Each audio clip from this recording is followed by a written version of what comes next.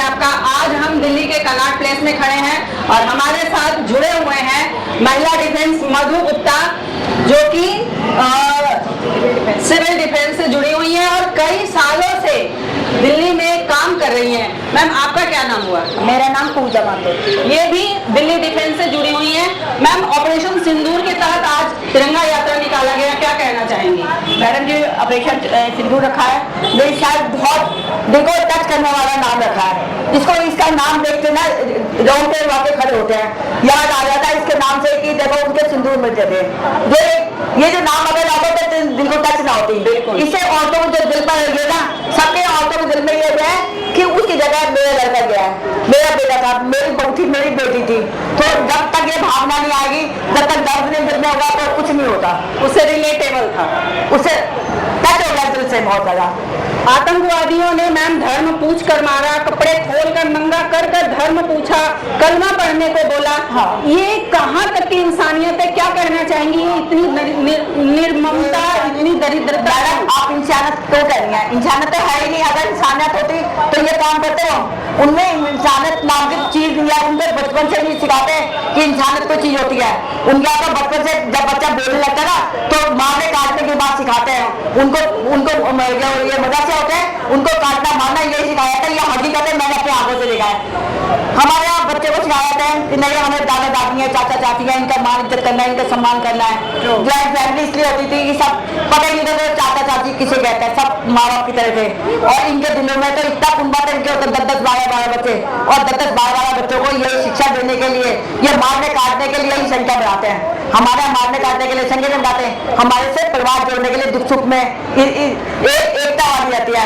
संयुक्त परिवार इसलिए ही थे हमारे, भावनात्मक जुड़ाव होता है हमारी फैमिली में। यही नहीं पता था कि चाचा है या माँ बाप है, उनके दिलों में नहीं है भाई। अगर उनके दिलों में इतनी होती ना तो किसी का खून बहाने से पहले, गोली मारने से पहले 10 वाला आदमी के सोचता आदमी कैसे दिल पत्थर है, कैसे दिल पत्थर मेरे को तो ये समझ आता कि उनके जो माँ बाप उनको नहीं देखते कि मेरे औलाद किसको मार दिया है। उन्होंने यही शिक्षा दी है। मैं दिखा जाते माँ बाप खून क्या लाल खून है, उनके तो काला खून के बदबू वाला खून है। गुस्सा आता है उनकी गद्दारी पर। उन्होंने धर्म पूछ के मारा था, दिखा दिया हिंदुस्तान में धर्म क्या चीज होती है, सब धर्म का नाम सब दिखा दिया। उनके कहते ना हमारे जमीन में दबनाते हैं, दबना दिया। हमने तो अपने लिए पेड़ लगा रखे हैं, हम तो शान से नहीं, जैसे शान से पेड़ खड़ा है ना, हमने तो पेड़ इसलिए लगाया है कि हम जाते हुए एक चीज तो देखे जाएगा, हम लेंगे जाते हुए मरते हुए तो एक चीज तो देखे जाए। हमने पेड़ मैंने बहुत लगाया, इसलिए हम पेड़ जैसे शान से खड़ा होता है, भगवान हमारे इतनी शक्ति दे, हम भी शान से खड़े जाए। मैम, कहा जाता है कि आतंकवादियों का कोई धर्म नहीं होता उनका, लेकिन देखा जाता है जितने आतंकवादी होते हैं सारे मुस्लिम होते हैं। इस पर क्या बोलना? उनका कोई धर्म नहीं होता, मुस्लिम होते हैं, क्योंकि उनको भी यही मार काट करके यही सब करना होता है। ये हिंदुओं को मारा जाता है हमेशा और यही सीखा जाता है। ये कहते हैं कि ये हिंदू है, ये मुसलमान है, ये जात पात पे लेके मुसलमान कई सारे आतंकी होते हैं, ना कि हिंदू तो क्यों नहीं होते, क्योंकि हिंदू धर्म पर चलते हैं और हर जगह मंदिर में पूजते हैं, हर जगह भगवान को मानते हैं। वो ना भगवान को मानते हैं और ना किसी को मानते हैं, सिर्फ वो अल्लाह अल्लाह नाम के लिए करते हैं और अल्लाह को भी नहीं मानते वो, क्योंकि वो लोग इतने निर्दयी होते हैं कि उनको बिल्कुल भी दिल में रहम नहीं होता। दूसरे का खून बहाने में उनको बिल्कुल भी दर्द नहीं लगता। जब भी देखो, कभी वीडियो देखना, कभी कुछ भी देखना, वो गाय तक को ऐसे बुरी रहम से काट रहे होते हैं। और उनको अगर उस जगह पर मैं हूँ ना तो उनको जैसे गाय को काट रहे ना, उसको एक हाथ उनका दबद के काटू, ऐसे ना कि एकदम उनके प्राण नहीं निकालू, कभी एक हाथ काटू, कभी एक पैर काटू, कभी उसके कान काटू, कभी कहीं से काटू, कभी कहीं से काटू।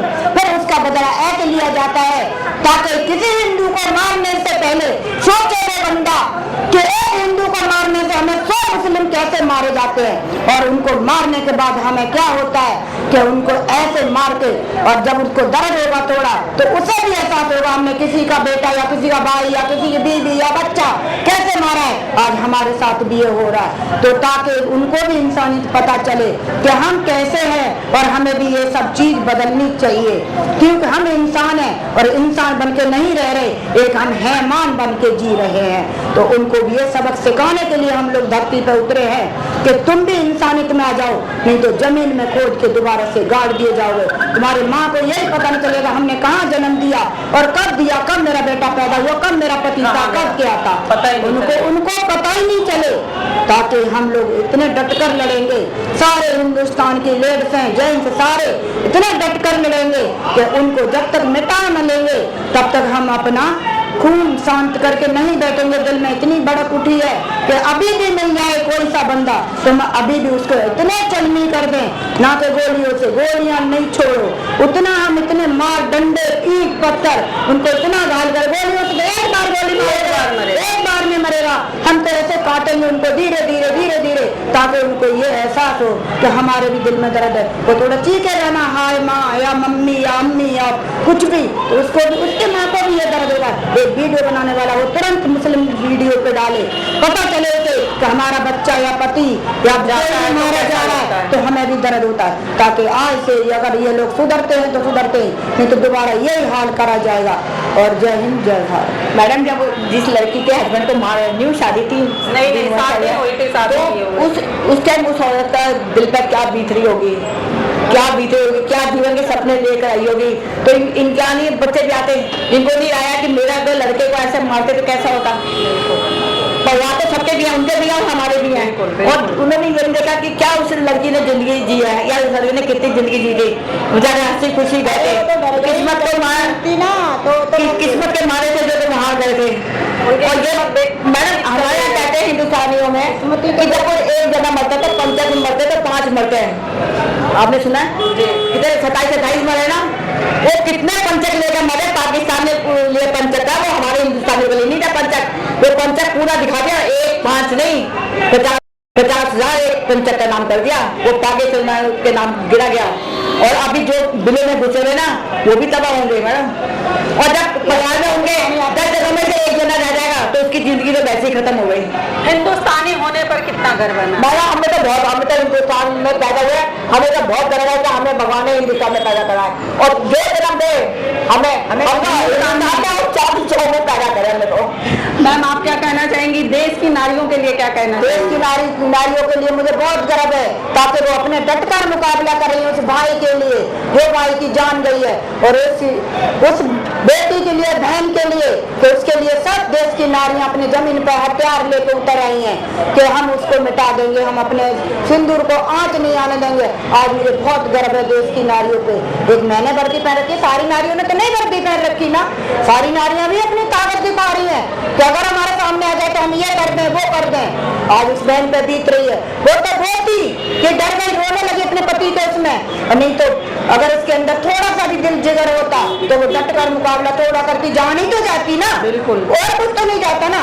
और पति चला गया तो जान चली गई, वो भी अपना जान दे देती, मगर थोड़ा मुकाबला करती है, कुछ तो मिलता होता, ईंट पत्थर कुछ तो मिलता। पीछे से आके एक पत्थर मारती ना किसी के एक सर में, हिम्मत दिखाना चाहिए, हिम्मत दिखाती तो आज ये हाल यहाँ तक नहीं सोचता। वहाँ लोगों को और हिंदुस्तानियों को कितना गर्व होता कि एक लेडीज ने डटकर मुकाबला करा, गई तो जान से, मगर वो अपनी पति के चक्कर में गई, पति को ले पति के साथ गई है। वो बेचारी हड़बड़ा गई, उसके दिमाग में नहीं आया क्या नहीं किया, दिमाग उसका कुछ काम नहीं करा। उसने बोला मुझे मार दो, अरे वो ये नहीं बोलती कि मुझे मार दो, वो कहती है तो वो झपटती सीधे उसकी गोली, सीधे उसकी बंदूक छीनती, बंदूक में तो यहाँ पाए रहती, कितना भी पत्थर ना पड़े होंगे वहाँ, एक पत्थर उठाती, हिम्मत करती तो ये तो गया ही, मेरा अब क्या है, मेरे तो कुछ नहीं है, अब मैं जी के क्या करूंगी, तो सीधा पत्थर मारती। अरे वहाँ सेना कहाँ चली गई उस वक्त, इतने वहाँ सेना होती है उस वक्त, बॉर्डर पे से सेना कहाँ चली गई। जबकि यही सोचने वाली बात है कि इतनी सिक्योरिटी के बीच आतंकवादी घुसे। ये बताइए आप, सारे यहाँ पे आबो होते हैं, वहाँ पे आबो बॉर्डर पे सारी सेना होती है, एक भी नहीं था क्या वहाँ पे उस वक्त जब वो पाकिस्तानिया गोली चला रहा, पूछ रहा, इतना मौका उसको दिया कि वो पेंट उतार के उसके देख रहा है हिंदू है कि मुस्लिम है, तब तक कोई सेना नहीं थी वहाँ। सारे जवान कहाँ सो गए, कहाँ चले गए उस वक्त। अरे भाई एक तो होगा, अरे तुम गोलियां चलाने के लिए छोड़े हो तो एक तो गोली चलाता, तुम तो जान देने के लिए हथेली पे घूम रहे हो, तुम तो हथेली पे जान लेते घूम रहे हो, देश के लिए लड़ रहे हो ना। अरे देश के लिए लड़ते तो एक तो जाता, कोई तो आता।